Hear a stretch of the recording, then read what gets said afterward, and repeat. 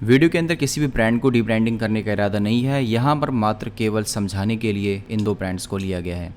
हे WhatsApp guys, कैसे हो आप सभी लोग। और आज हम बात करने वाले हैं which RAM is a better in a performance. यानी कि मेरे पास अभी यहाँ पर दो रैम स्टिक्स हैं जो जिसके दोनों ही बिल्कुल डिफरेंट स्पेक हैं, डिफरेंट मॉडल हैं और डिफरेंट फीचर्स भी हैं। तो चलिए मैं आपको बता देता हूँ। सबसे पहली चीज़ कि यहाँ पर जो पहला रैम स्टिक है मेरे पास वो है दोस्तों XPG की तरफ से, और दूसरा है दोस्तों यहाँ पर हमारे पास G.Skill Repollo जो नॉन RGB स्टिक है और ये RGB स्टिक्स है। तो ये जो दोस्तों आपको यहाँ पर सिंगल स्टिक दिख रहा है ये आपको 16 GB का स्टिक है जो, और दूसरा ये है वो है दोस्तों यहाँ पर 8 GB का स्टिक। तो चलिए अब देखते हैं कि इसके अंदर जो है कौन सा रैम जो है वो ज्यादा बेटर है according to features listed on this RAM. तो चलिए शुरू करते हैं। तो सबसे पहले यहाँ पर हम उठाते हैं XPG जो है दोस्तों ADATA की तरफ से, जो रिसेंटली ही दोस्तों मेरे पास अभी आया था और ये से मैंने अपने PC के अंदर फिलहाल के लिए अभी अपग्रेड किया है ताकि मैं अपनी जो नेक्स्ट अभी PC जो एडिटिंग के लिए मैं बनाने वाला हूँ उसके अंदर मैं इसको लगाऊंगा। फिलहाल मैंने इसको भी लगा दिया ताकि मेरा जो PC है थोड़ा सा खूबसूरत दिखना शुरू हो जाए।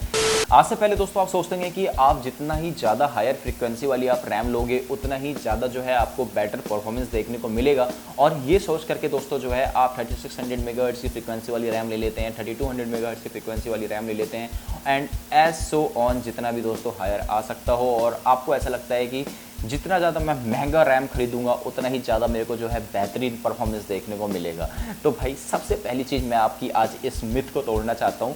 तो ऐसा बेसिकली नहीं होता कि आप हायर क्लॉक फ्रीक्वेंसी वाली अगर आप ले लोगे रैम तो आपको जो है परफॉर्मेंस बहुत ज़्यादा मिलेगा, तो ऐसा बिल्कुल भी नहीं होता। मैं एक बात बताऊं तो कंप्लीट इंटायर जो आपके पीसी के अंदर जो आपका जो रैम का जो रोल होता है ना, वो जो आप ये कहते हो ना जो फ्रीक्वेंसी जो बूस्ट करता है, जो आप समझ लो कि आपने 3000 मेगाहर्ट्ज़ की फ्रीक्वेंसी पर अपने पीसी को रन कर रहे हो और वहाँ पर अगर आप इसको ओवरक्लॉक करके अगर आप 3600 मेगाहर्ट्ज़ फ्रीक्वेंसी पे कर देते हो तो आप ये सोचते हो कि आपको बहुत बेटर परफॉर्मेंस देखने को मिलता है। तो ऐसा बिल्कुल भी नहीं है। ये आप ये समझ लो आपके पूरे कंप्यूटर के परफॉर्मेंस का जस्ट एक इत्तू सा ही केवल ये एक हिस्सा है, इससे ज़्यादा कुछ भी नहीं है ये, आप बस इतना समझो। लेकिन यहाँ पर जो आप रैम खरीदते हो डिफरेंट आप रैम खरीदते हो, तो लेकिन उन रैम के अंदर डिफरेंस होती है उनके परफॉर्मेंस वाइज में, जो वो कैसे चेक करना है वो चीज़ें मैं अब आपको बताता हूँ।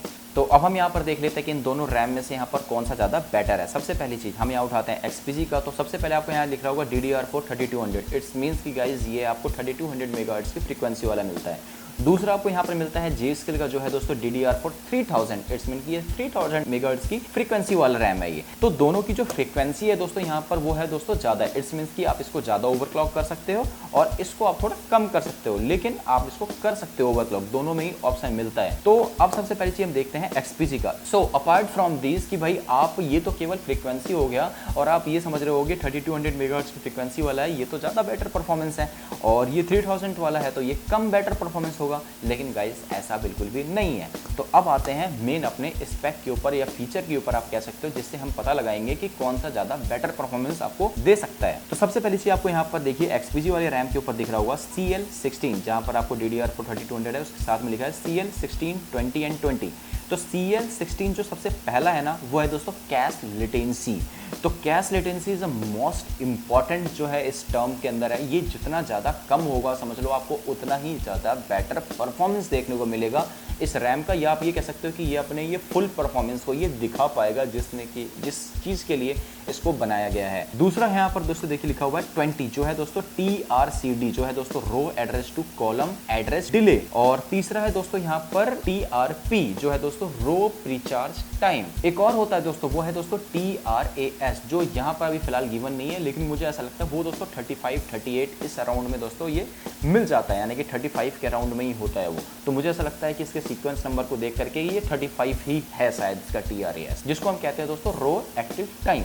तो ये तो हमने देख लिया इसका। दूसरा दोस्तों हम देखते हैं G.Skill के अंदर। तो यहाँ पर देखिए लिखा हुआ है DDR4 3000। तो ये 3000 मेगाहर्ट्ज़ की फ्रीक्वेंसी वाली रैम है। उसके साथ में लिखा हुआ है CL15। इट्स मीन्स की कैश लेटेंसी 15 है इसकी। इसका जो आपको देखना था आपने इस पर देखा था आपने इसका 16 था, और इसका जो कैश लेटेंसी दोस्तों वो है 15। इट्स मीन्स कि गाइस कि जिसका कैश लेटेंसी ज़्यादा कम होता है, जितना कम होगा वो ज़्यादा बेटर होता है। तो इट्स मीन्स कि गाइस कि कैश लेटेंसी के मामले में दोस्तों इस रैम से ज़्यादा बेटर ये है। लेकिन अभी और भी सारी चीज़ें आगे चलो आपको क्लियर हो जाएगा। दूसरा दोस्तों यहाँ पर 15 जो है दोस्तों TRCD, तीसरा है दोस्तों फिर से 15 जो है TRP, चौथा है दोस्तों 35 जो है दोस्तों TRAS। तो भाई देखो क्या है यहाँ पर, मैं आपको बता देता हूँ कि देखो इसके अंदर 15, 15, 15 एंड 35, तो इस मतलब इसका जो परफॉर्मेंस हो दोस्तों ये काफ़ी बेटर है अकॉर्डिंग टू दिस, क्योंकि इसके अंदर आपको मिलता है यहाँ पर 16, 20 एंड 20 एंड 35, जो गिवन नहीं है लेकिन मुझे ऐसा लगता है कि 35 ही है इसका। तो ये जो आपको ये जो टोटल जो सीक्वेंस आपको लिखा हुआ यहाँ पर दिख रहा है, इसको कहते हैं दोस्तों मेमोरी टाइमिंग। और इस मेमोरी टाइमिंग के अंदर दोस्तों टोटल 4 चीज़ें आती है यहाँ पर, जिसमें सबसे पहला है कैश लेटेंसी, दूसरा है TRCD, तीसरा है TRP, चौथा है TRAS। तो इसी तरीके से दोस्तों इसको हम पता लगा सकते हैं कि किस तरीके से कौन सा रैम ज़्यादा बेटर है। तो अकॉर्डिंग टू दिस जो है यहाँ पर जो है आपका परफॉर्मेंस में जो है ज़्यादा बेटर, आपको G स्केल के अंदर थोड़ा सा ज़्यादा परफॉर्मेंस मिलेगा, जो मतलब कि ज़्यादा आपको फ़र्क नज़र नहीं आएगा। अगर आप एक नॉर्मल यूज़र हो तो आपको बिल्कुल भी फ़र्क नज़र नहीं आएगा दोस्तों। इवन हम भी यूज़ करेंगे ना तो हमें भी दोस्तों ये जो स्पीड है वो ज़्यादा फ़र्क नज़र नहीं आएगी इसके अंदर। लेकिन जब आपका जो फाइल प्रोसेस हो रहा होता है, जब आप काम करते हो, तो उस वक्त जो है वो जो वर्क है वो थोड़ा और फास्टर हो जाता है यहाँ पर। लेकिन ये जो फास्टर जो होता है ना, ये बड़ा ही नैनो सेकेंड्स के अंदर में होता है। तो ये दोस्तों जो है फ़र्क आता है। यानी दोस्तों जितना ज़्यादा आपका मेमोरी टाइमिंग जो है वो कम होगा, प्राइसिंग आपकी थोड़ी सी वहाँ पर बढ़ जाती है। एक चीज़ यहाँ पर और भी देखने वाली है कि जब भी आपकी दोस्तों फ्रीक्वेंसी आप यहाँ पर अपनी बढ़ाते हो ना, तो लेटेंसी वहाँ पर दोस्तों देखो बढ़ना जायज़ है, वो नेचुरल है, वो बढ़ेगा ही बढ़ेगा। हम कभी भी लेटेंसी को जो है पूरी तरीके से हम इसको ख़त्म नहीं कर सकते कि भाई बिल्कुल भी मुझे लेटेंसी देखने को ना मिले, 0 0 0 0 आ जाए या 1 1 1 आ जाए, इस टाइप के देखने को मिले, तो ऐसा कभी भी नहीं होने वाला। हमें थोड़ी बहुत लेटेंसी देखने को मिलेगी। हाँ, हो सकता है कि भाई आज से 50 एक साल के बाद जा करके जो है आपको बिल्कुल 0 0 या 1 1 1 लेटेंसी देखने को मिले, लेकिन फिलहाल अभी ऐसा कुछ नहीं होने वाला। हो सकता है आने वाले समय में ज़्यादा बेटर ट्रांजिस्टर्स आ जाएँ, ज़्यादा बेटर जो है चिपसेट्स आ जाएँ जो बिल्कुल लेटेंसी को ख़त्म कर दे, लेकिन अभी फ़िलहाल के लिए दोस्तों ऐसा कुछ भी नहीं होने वाला है। तो आपने आज जान लिया है कि इनमें से कौन सा रैम जो है वो ज़्यादा बेटर है और आपको कौन सा रैम जो है इनमें से बाई करना चाहिए। आप एक चीज़ को हमेशा ध्यान रखना कि जितने ज़्यादा आप हायर फ्रिक्वेंसी वाली रैम लोगे, आपकी जो कैश लेटेंसी है वो थोड़ी सी बढ़ती है, लेकिन आपकी जितनी ज़्यादा हायर फ्रिक्वेंसी होगी और जितनी ज़्यादा कम लेटेंसी आपकी मिलेगी आपको देखने को, तो समझ लो आपका रैम जो है वो ज़्यादा परफॉर्मेंस आपको दे पाएगा और अपने फुल एबिलिटी पे वो कहीं ना कहीं वर्क कर पाएगा। तो चलिए दोस्तों, आपको अगर जानना है कि इसकी को किस तरीके से इसको चेक करते हैं कि मैं कहाँ से चेक करके लूँ इसको रैम की, मेरे को कौन सा रैम बाई करना चाहिए, दोस्तों आपको नीचे कमेंट करना होगा। आप नीचे कमेंट करके बताओ, इस पर लाइक करो। मैं आपको बताऊंगा नेक्स्ट वीडियो के अंदर कि आप इसको कैसे चेक कर सकते हो कि कौन सा रैम आपको बाई करना चाहिए, कहाँ से देख करके करना चाहिए। क्योंकि यार अगर मैं इसको इस वीडियो में बताऊंगा तो ये काफ़ी लंबा हो जाएगा, क्योंकि ऑलरेडी ये वीडियो काफ़ी ज़्यादा लंबा हो चुका होगा।